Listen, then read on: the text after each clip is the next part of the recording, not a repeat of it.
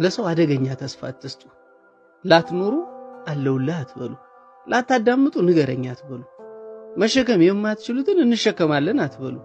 የማንንም ህመም የማስታመም ግዴታ የለባችሁም። ከማስመሰል ጆሮ ዳባ ማለት ሰውን ያተርፋል። ለሰው ያልፋል ብቻ ሳይሆን ላያልፍ ይችላል፣ ባያልፍም ግን መኖር ትችላለህ በሉ። ለደከማቸው እውነቱን ንገሯቸው። አንዳንዴ የሰሚ ጆሮ ይዝላል፣ አንዳንዴ ማንም ላይ ሰማ ይችላል። በጣም የቅርብ ጓደኛ ቀርቶ እናትህ እንኳን ስላንተ ግድ ላይ ሰጣት ይችላል። ህይወት ይህንንም ችሎ መኖር ነው። በቃ እንደዚህም ከባድ ነው። ሁሉም ነገር ደግሞ በንግግር አይፈታም። አንዳንዱ ችግር አንተ ጋር ብቻ የሚቀር ነው። እናትህ፣ አባትህ፣ ወንድም፣ ጓደኛ፣ ፍቅረኛ የማይራመዱልህ መንገድ ሊኖር ይችላል። ሁሉም በራሱ ዓለም ውስጥ የተጠመደ ነው።